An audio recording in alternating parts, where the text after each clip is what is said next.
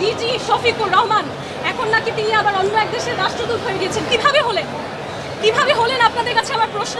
আমার এখানে আদালতে একটা মামলা চলছে, সেই মামলায় তার নাম রয়েছে ডিজি শফিকুর, সেখানে সে বানোয়াট মিথ্যা কথা বলেছে, এগুলোর ইনভেস্টিগেশন হয়নি এখনো। কিভাবে তাকে অন্য একটা দেশের রাষ্ট্রদূত নিযুক্ত করা হলো? এটা তো আমার দেশের ভাবমূর্তি নষ্ট করে। যখন বিদেশিরা জানবে সেই লোক আবার অন্য দেশে বিগত সময়ে কাজ করতে গিয়ে এক মিশরীয় নারীকে যৌন হয়রানি করে আমাদের দেশে ফেরত পাঠানো হয়েছিল ডিজি শফিকুর রহমানকে, সেরকম একজন সেক্সুয়াল অফেন্ডার আমার দেশকে বিদেশে রিপ্রেজেন্ট করে আমার বিরুদ্ধে মিথ্যা মামলায় সে লেখে, কেমন করে সম্ভব হয়? আমার পরিচয়টা জানুন, তখন এমনি বুঝতে পারবেন যে কেন কূটনৈতিক মহলে আমাকে সম্মান করা হয়েছিল বা হবে বা হয়।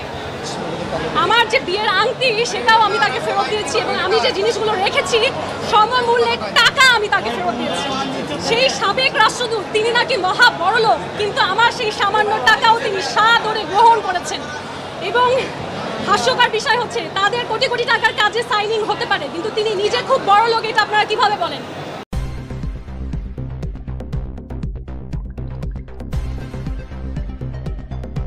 News Vision Digital Multimedia.